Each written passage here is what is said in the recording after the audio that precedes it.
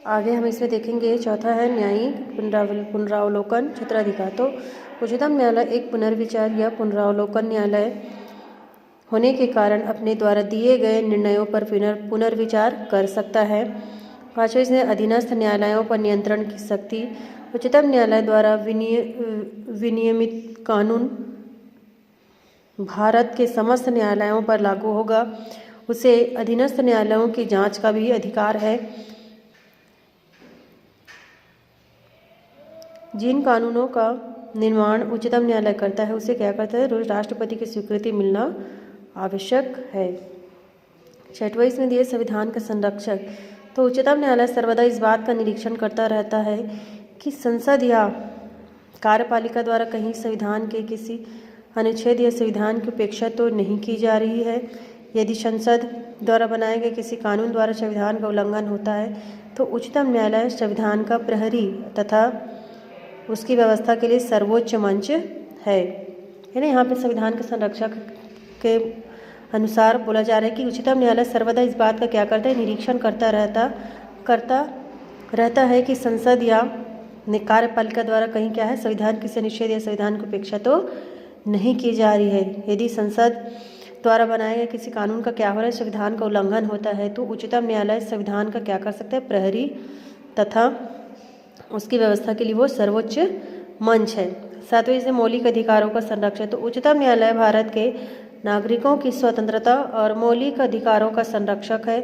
यदि किसी विधायिका द्वारा पारित कोई कानून है ना, यदि किसी विधायिका द्वारा पारित कोई कानून भारतीय संविधान द्वारा नागरिकों को प्रदत्त मौलिक अधिकारों का अतिक्रमण करता है तो ऐसी स्थिति में क्या है, उच्चतम न्यायालय उसे अवैध घोषित कर सकता है। लेकिन मूल अधिकारों के पुनर्प्रवर्तन के लिए आवेदन प्राप्त होने पर सर्वोच्च न्यायालय बंदी, प्रत्यक्षीकरण, परमादेश, उत्प्रेषण, प्रतिषेध, अधिकार परीक्षालेख के रूप में रिट जारी कर सकता है। आठवां इसमें अन्य शक्तियां व कार्य। तो पहला इसमें राष्ट्रपति एवं उपराष्ट्रपति के निर्वाचन संबंधी विवादों का निपटारा भी उच्चतम न्यायालय द्वारा किया जाता है। दूसरे से उच्चतम न्यायालय अपनी अवमानना के लिए किसी को भी दंडित कर सकता है। संसद विधि द्वारा न्यायालय के अधिकारों को बढ़ा सकती है लेकिन उसके अधिकारों को कम नहीं किया जा सकता। न्यायाधीशों के आचरण पर संसद या राज्य विधानमंडलों में बहस नहीं की जा सकती है ना। आगे हम पढ़ेंगे हाई कोर्ट यानी उच्च न्यायालय। तो अनुच्छेद 214 के अनुसार प्रत्येक राज्य में एक उच्च न्यायालय होगा, लेकिन संसद को यह अधिकार प्राप्त है कि वह 2 या 2 से अधिक राज्यों के लिए एक ही उच्च न्यायालय की स्थापना करे। संप्रति भारत में 24 उच्च न्यायालय है जो इस प्रकार है। देखो भारत के उच्च न्यायालयों का यहाँ पे विवरण दिया गया है ना, पूरा है यहाँ पे क्रमांक 1 से लेकर 24 तक कहाँ कहाँ है, उच्च न्यायालय का नाम क्या है, उच्च न्यायालय का न्याय क्षेत्र क्या है, उच्च न्यायालय का स्थान कहाँ है। ठीक है, तो इलाहाबाद सबसे फर्स्ट यहाँ पे इलाहाबाद दिया है ना। उसका न्याय क्षेत्र कहाँ है, उत्तर प्रदेश। ठीक है, और उच्च न्यायालय का स्थान इलाहाबाद लखनऊ में न्यायपीठ। ठीक है, आंध्र प्रदेश है तो आंध्र प्रदेश में आंध्र प्रदेश, तेलंगाना है ना। उच्च न्यायालय का स्थान है हैदराबाद। उच्च न्यायालय का नाम है ये मुंबई। तो मुंबई न्याय क्षेत्र कहाँ कहाँ है, महाराष्ट्र, गोवा, दमन तथा दीव, दादरा एवं नगर हवेली है ना। और स्थान कहाँ है, मुंबई, नागपुर, पणजी, गोवा में न्यायपीठ। कोलकाता, तो कोलकाता पश्चिम बंगाल तथा अंडमान निकोबार द्वीप समूह। ठीक है, कोलकाता पोर्ट ब्लेयर में, कोलकाता पोर्ट ब्लेयर में अस्थाई खंडपीठ। दिल्ली, तो दिल्ली के दिल्ली और यहाँ पे भी दिल्ली। ठीक है, गुवाहाटी, तो गुवाहाटी का असम, नागालैंड, अरुणाचल प्रदेश व मिजोरम है ना। स्थान है उसका गुवाहाटी, इम्फाल, अगरतला, शिलांग व कोहिमा में अस्थाई खंडपीठ। सातवां इसमें देखिए गुजरात, गुजरात ही है और ये स्थान कहाँ है, अहमदाबाद। ठीक है, कहाँ है, अहमदाबाद में। हिमाचल प्रदेश है उच्च न्यायालय का नाम, यहाँ पे न्याय क्षेत्र है हिमाचल प्रदेश और यहाँ पे न्याय के स्थान है शिमला। जम्मू और कश्मीर, श्रीनगर व जम्मू कर्नाटक का है तो कर्नाटक ही आएगा। यहाँ पे स्थान है उसका बंगलोर। केरल और लक्षद्वीप है एर्नाकुलम स्थान, है ना, कौन से स्थान में, एर्नाकुलम में। मध्य प्रदेश है तो मध्य प्रदेश का न्याय क्षेत्र है मध्य प्रदेश, और उसका स्थान है जबलपुर, ग्वालियर और इंदौर में न्यायपीठ। चेन्नई है तो चेन्नई का है तमिलनाडु और पांडिचेरी, है ना, स्थान है चेन्नई में। उड़ीसा का उड़ीसा और ये स्थान है कटक।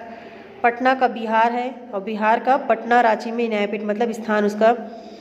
पंजाब और हरियाणा, है ना, पंजाब, हरियाणा और चंडीगढ़, यहाँ भी चंडीगढ़ स्थान कहाँ है, चंडीगढ़ में, ठीक है। नाम है राजस्थान, क्षेत्र है राजस्थान और स्थान है जोधपुर, जयपुर में न्यायपीठ। सिक्किम का सिक्किम, है ना, यहाँ पे स्थान है उसका गंगटोक। छत्तीसगढ़ का छत्तीसगढ़ और ये कहाँ है हमारे, बिलासपुर में, ठीक है। उत्तरांचल स्थान है नैनीताल। झारखंड का झारखंड और स्थान है रांची। मणिपुर का इम्फाल, है ना, ये सब राजधानियाँ हैं उसकी जहाँ पे ये स्थित है। नहीं, कुछ राजधानी है, कुछ ऐसे जगह पे है ना, जैसे मणिपुर का है मणिपुर, इम्फाल। मेघालय का मेघालय तो शिलांग। त्रिपुरा है और यहाँ पे अगरतला है स्थान, ठीक है। सर्व संघ शासित राज्यों में केवल दिल्ली में ही उच्च न्यायालय है ना, केवल हमारे दिल्ली में ही सुप्रीम कोर्ट है। प्रत्येक उच्च न्यायालय मुख्य न्यायाधीश और ऐसे अन्य न्यायाधीशों के सम्मिलन से बनता है जिन्हें राष्ट्रपति समय समय पर नियुक्त करे। नियुक्ति: उच्च न्यायालय के मुख्य न्यायाधीशों को राष्ट्रपति उच्चतम न्यायालय के मुख्य न्यायाधीश तथा संबंधित राज्य के राज्यपाल के परामर्श से नियुक्त करता है। अन्य न्यायाधीशों की नियुक्ति के लिए उपर्युक्त प्रक्रिया के अतिरिक्त संबंधित उच्च न्यायालय के मुख्य न्यायाधीश से भी वो क्या लेकर सलाह ली जाती है। अर्हताएं: तो उच्च न्यायालय का न्यायाधीश होने के लिए निम्नलिखित योग्यताओं का होना आवश्यक है।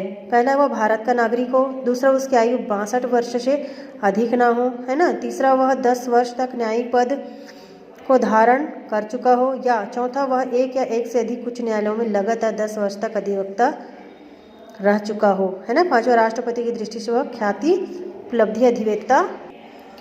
उसका कार्यकाल यहाँ पे दिया है। 15वें संविधान संशोधन अधिनियम 1963 द्वारा उच्च न्यायालय के न्यायाधीशों के सेवानिवृत्त होने की आयु को 60 से बढ़ाकर 65 वर्ष कर दिया गया है।